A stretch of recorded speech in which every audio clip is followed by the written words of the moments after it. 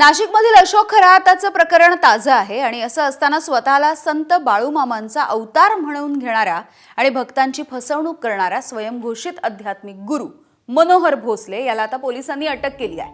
आर्थिक फसवणूक आणि भोंदूगिरी या प्रकरणी मनोहर भोसले उर्फ मनोहर मामा याला पोलिसांनी बेड्या ठोकल्या। भोसलेवरती याआधी देखील आर्थिक फसवणूक, भोंदूगिरी यासह बलात्कारासारखे 3 गंभीर गुन्हे दाखल आहेत।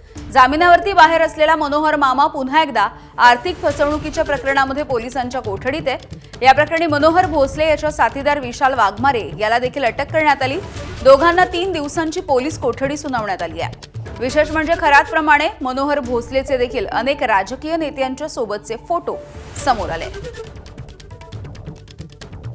आरोपीच्या वकिलांनी रिमांडची ऑर्डर होण्याअगोदर या ठिकाणी मान्य न्यायालयामध्ये जामिनाचा अर्ज दाखल केला आणि त्यांना प्रिझ्युम केलेलं होतं की ही इलिगल डिटेन्शन आहे म्हणून। तर तसं कायद्यानं मुळीच करता येत नाही।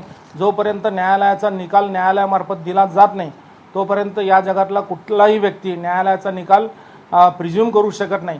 तो देखील युक्तिवाद आम्ही सरकार पक्षातर्फे या ठिकाणी मांडला आणि आमचा युक्तिवाद ग्राह्य धरून आरोपीने दाखल केलेला जामिनाचा अर्ज फेटाळला आणि सरकार पक्षाची 5 दिवसाची पोलीस कोठडीची विनंती आम्ही केलेली होती।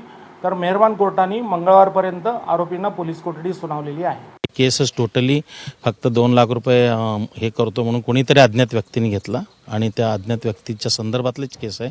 त्या अज्ञात व्यक्तीने कोणाला तरी बाहेर अज्ञात व्यक्तीलाच 50,000 बाहेर मठाच्या बाहेर दिलाय। तो मठापर्यंत बी गेलेला नाही आहे। त्यामुळे आपले जे अशील आहे त्यांच्या जे आधीचे गुन्ह्यांची ते आधीच्या गुन्हेगार आहेत, आज त्यांच्या बऱ्याच केसेसमध्ये निर्दोष सुटलेला आहे। जोपर्यंत केसेस पेंडिंग आहेत ते आपल्या विरुद्ध केसेस आहे असं कायदा म्हणून मानू शकत नाही। ज्या वेळेला शिक्षा होतात त्यावेळेलाच फक्त ग्राह्य धरलं जातात की ते हॅबिच्युअल आहे म्हणून। कोणावरही कितीही केसेस असतील तर ते हॅबिच्युअल म्हणून म्हणता येणार नाही आहे। तर हा भोंदू मनोहर भोसले नेमका कोण आहे ते देखील जाणून घेऊया।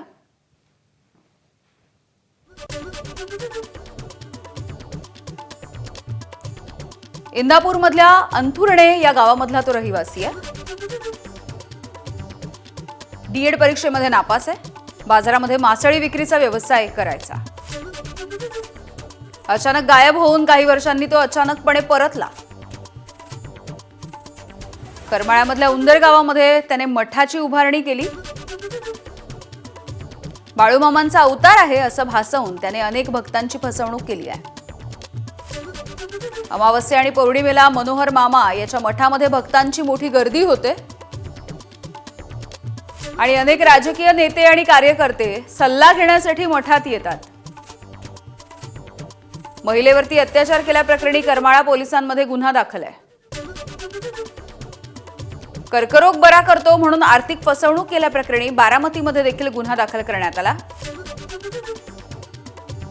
मणक्याचे आजार बरे करतो असं सांगून फसवणूक केल्याप्रकरणी दौंडमध्ये देखील गुन्हा दाखल करण्यात आलाय। 2021 मध्ये 3 गुन्हे दाखल झाल्याच्या नंतरही त्याने भोंदूगिरी मात्र कायम ठेवली। 3 गुन्ह्यामध्ये जामिनावरती तो बाहेर आहे। आर्थिक फसवणुकीच्या प्रकरणामध्ये त्याला अटक झाली।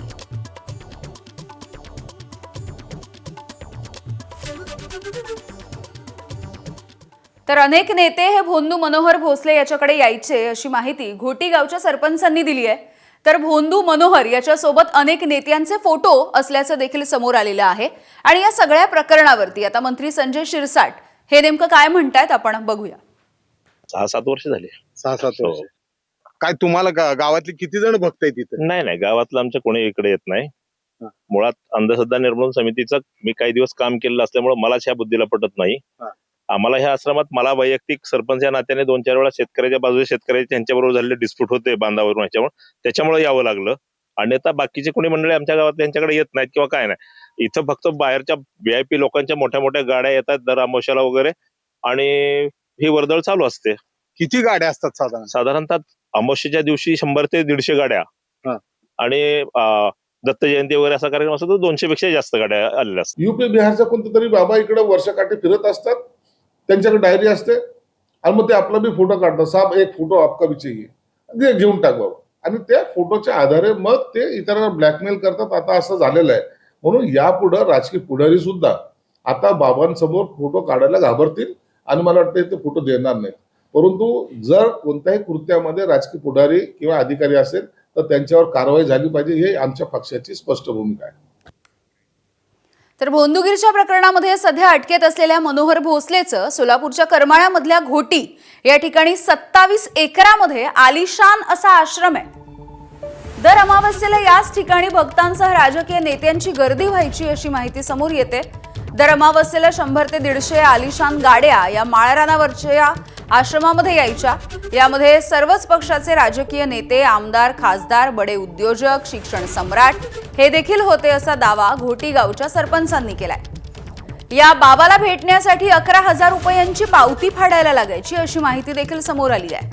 27 एकरावरती पसरलेल्या या आलिशान आश्रमामध्ये गेल्या 5 वर्षांपासून नवनवीन काम देखील सुरू आहे. आश्रमाच्या समोरच आंब्यांची मोठी बाग आहे. आश्रमाच्या सभामंडपासाठी थेट राजस्थान आणि कोकण या ठिकाणावरून लाल दगड आणल्याचं देखील सांगितलं जात आहे. मग ह्यांचा गावकऱ्यांना काही दाब दबाव का असतोय का ह्यांचा? नाही, यांना मुळात स्थानिक लोकांची यांना अडचणच वाटत असल्यामुळे गावकरी ह्यात सहभागी होऊ नयेत हीच यांची तशी इच्छा आहे. पण यांना स्थानिक लोकांचा डिस्टर्बन्स वाटतो. अगदी हा आपण उभा राहिला हा रस्ता सुद्धा त्यांचं बंद करायचं नियोजन चाललेलं होतं. इथं खाली पाझर तलाव आहे, त्या पाझर तलावातलं क्षेत्रही त्यांनी बळजबरीने ताब्यात घ्यायचा प्रयत्न केला होता. पण आम्ही गावकऱ्यांनी त्यांना विरोध करून तो प्रयत्न त्यांचा हाणून पाडला. म्हणजे ग्रामस्थ त्याच्या बरोबर नाही, ग्रामस्थ कोणी आमच्यात त्यांच्या बरोबर. एबीपी माझा, उघडा डोळे बघा नीट.